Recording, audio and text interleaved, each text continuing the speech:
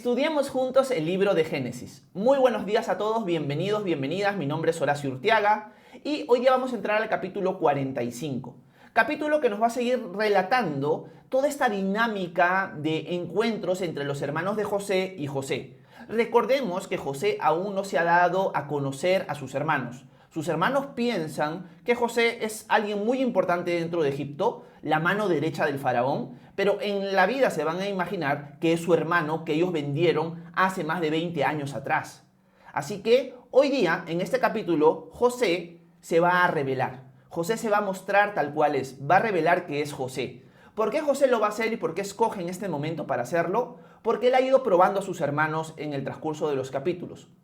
Ustedes saben que él ha ido viendo si sus hermanos siguen con resentimiento ante el favoritismo de Jacob con respecto a Benjamín. Los ha ido probando, ha ido en cierto sentido engañando también a los hermanos con respecto a la copa que él guarda en el saco de Benjamín. Y hemos visto que al final los hermanos han mostrado unidad, han mostrado remordimiento, arrepentimiento, dolor. Entienden de que Dios está permitiendo todo esto por el pecado que ellos cometieron años atrás y también han mostrado unidad y sobre todo hasta el punto de sacrificarse en lugar de Benjamín. En el caso de Judá, Judá está mostrando en el capítulo anterior de que José o mano derecha del faraón, si Benjamín va a quedarse preso, mejor déjame preso a mí y déjalo ir, porque yo no quiero hacer descender las canas de mi padre al Sheol en dolor.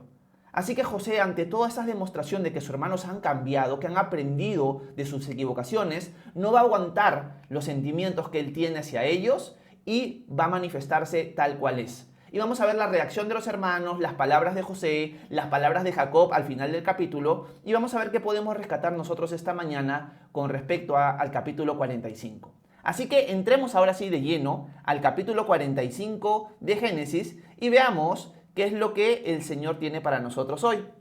Versículo 1. José ya no podía contenerse delante de todos los que estaban a su lado, así que exclamó: ¡que salgan todos de mi presencia! Así que nadie estaba con él cuando se dio a conocer a sus hermanos, y dio rienda suelta a su llanto. Y lo supieron los egipcios y también se supo en la casa del faraón. Y les dijo José a sus hermanos: yo soy José, ¿vive todavía mi padre? Pero sus hermanos no pudieron responderle porque estaban confundidos en su presencia. Entonces José les dijo: acérquense a mí. Ellos se acercaron y él les dijo: yo soy José, su hermano, el que ustedes vendieron a Egipto. Pero no se pongan tristes, ni lamenten el haberme vendido, porque Dios me envió aquí delante de ustedes para preservarles la vida.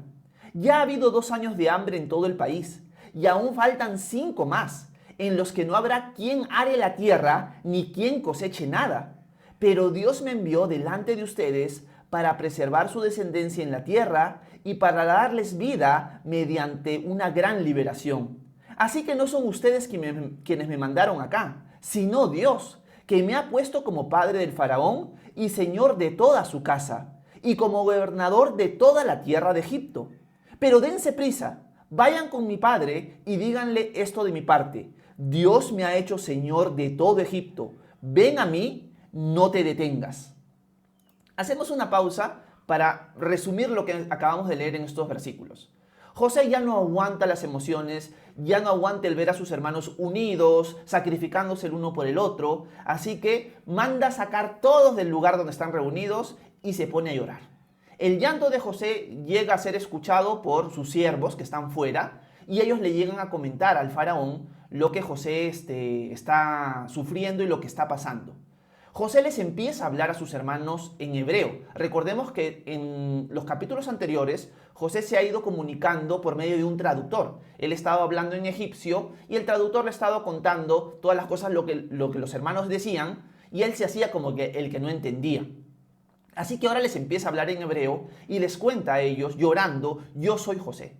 Yo soy José a quien ustedes vendieron y mandaron a Egipto. Es lo que José está diciendo. Los hermanos no llegan realmente a entender por la sorpresa, por el miedo, por la situación tan radical que está pasando, que se quedan perplejos. José les tiene que llamar nuevamente, hablarles nuevamente, explicarles nuevamente las cosas, porque ellos están en cierto sentido paralizados por la sorpresa. Ellos en la vida se están imaginando, se iban a imaginar de que el que estaba delante de ellos era José. Ellos no podían creer eso. Así que José en cierto sentido los está agarrando muy pero muy fríos.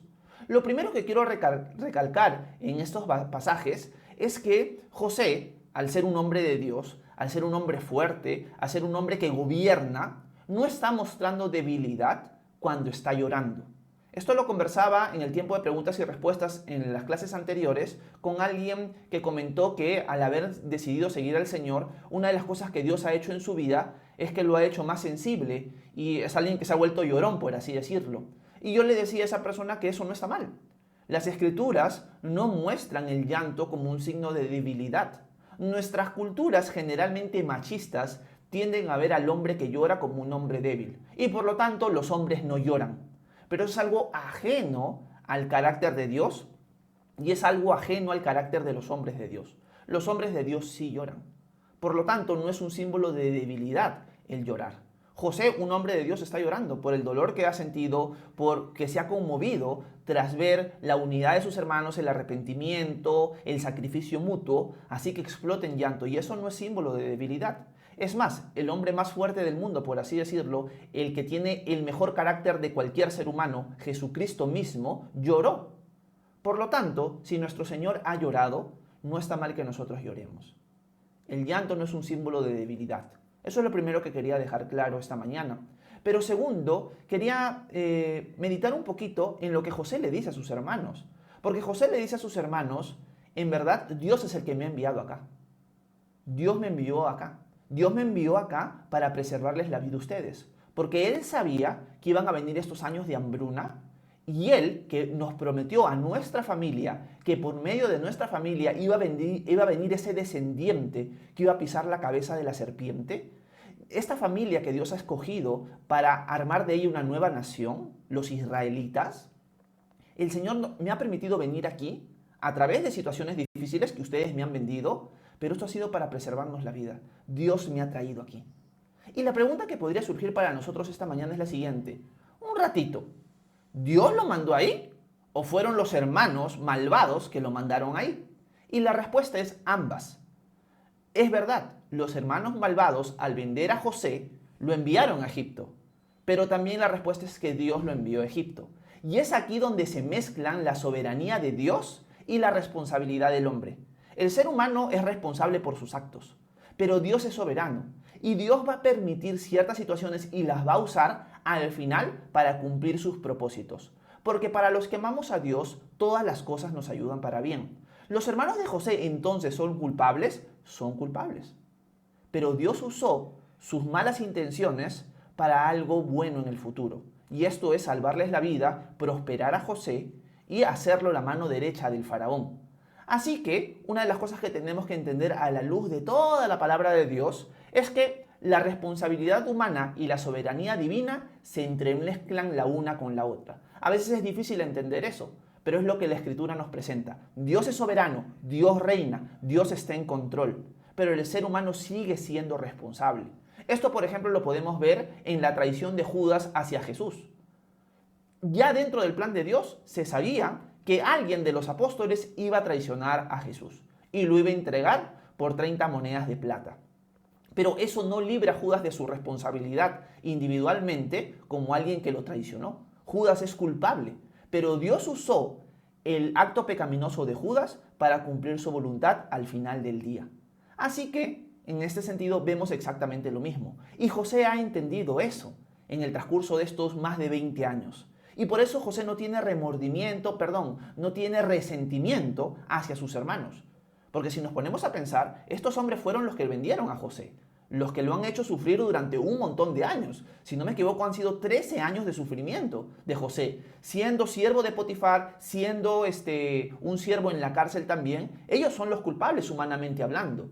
Por lo tanto, José tendría todo el derecho de tenerles cólera, de tenerles resentimiento a ellos por lo que le hicieron.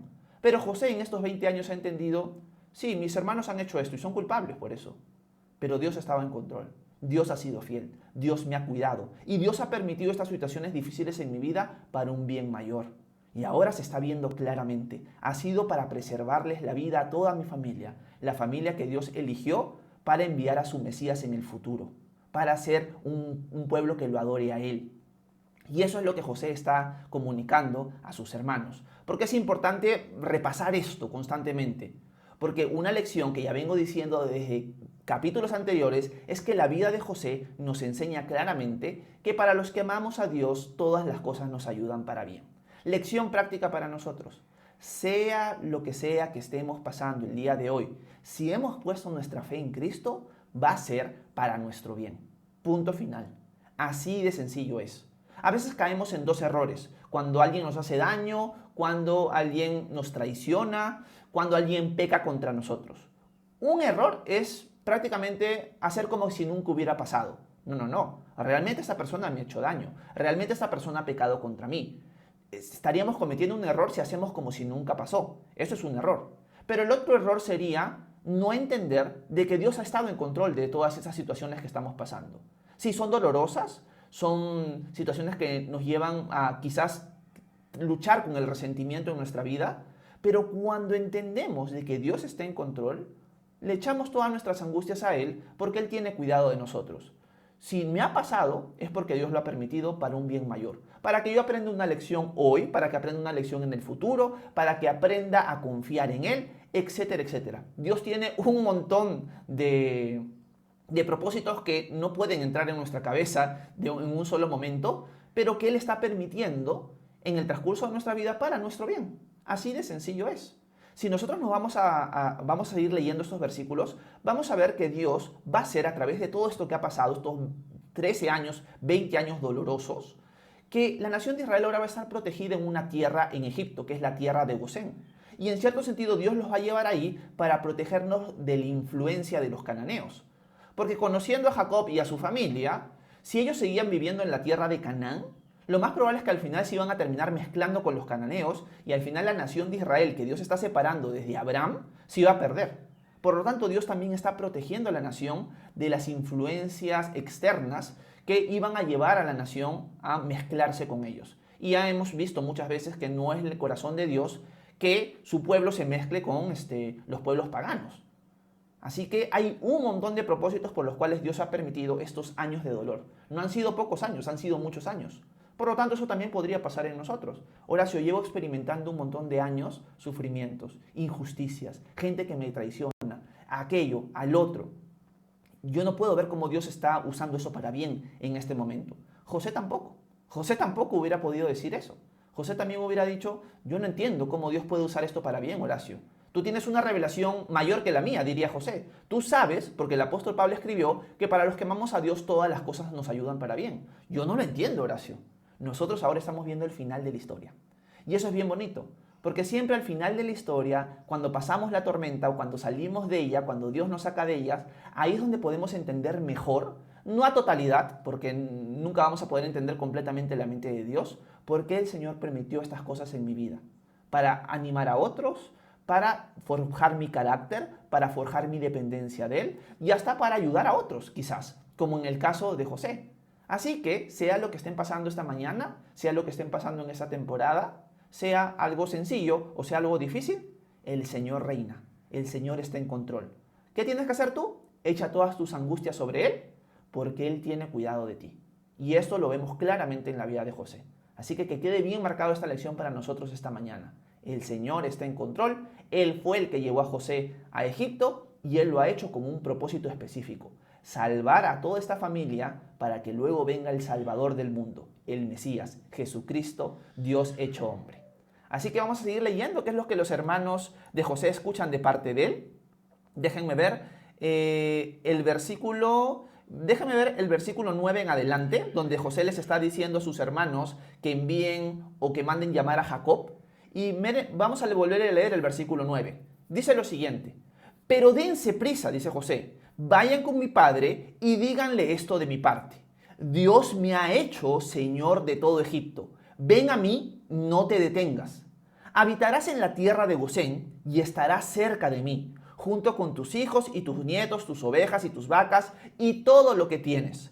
Yo te alimentaré allí, para que no te falte nada a ti, ni a tu familia, ni a nada de lo que tienes, pues aún están por venir 5 años de hambre. Ustedes y mi hermano Benjamín lo están viendo, que yo soy mismo quien les habla. Así que cuéntenle a mi padre de toda mi riqueza en Egipto y de todo lo que han visto. Pero dense prisa y traigan aquí a mi padre. Y llorando, José se echó sobre el cuello de Benjamín, su hermano, y también Benjamín lloró sobre su cuello.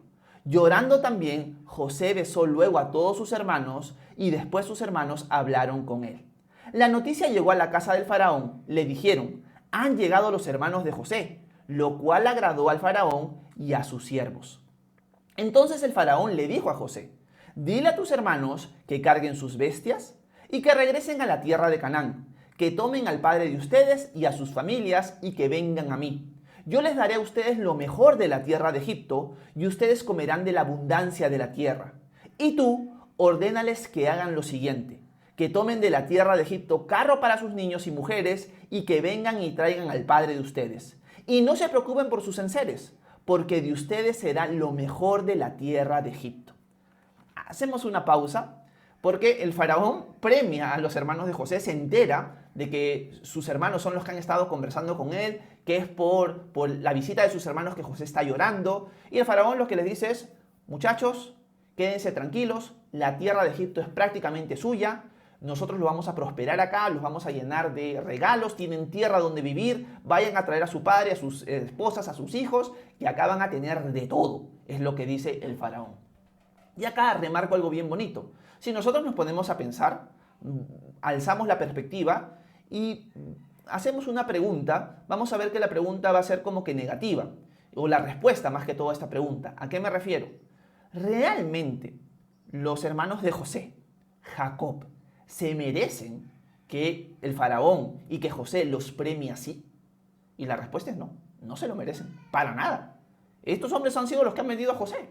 Estos hombres son los que lo han querido matar hace 20 años atrás. Por lo tanto, ellos no se merecen nada de esto. Pero acá vemos el regalo inmerecido de Dios para su pueblo. Dios constantemente, porque ahora somos sus hijos cuando hemos creído en Él, nos va a bendecir constantemente. ¿Eso significa que cada bendición de Dios que tú obtienes es porque tú te la mereces? Y la respuesta es no. Nunca dentro de las bendiciones de Dios es porque tú te la mereces. El día de hoy se escucha mucho en las redes sociales, en la televisión, en las series, estas frases motivacionales, ¿no? Tú te mereces tal cosa. Por lo tanto, espérala porque vas a recibirla en algún momento. Tú te la mereces.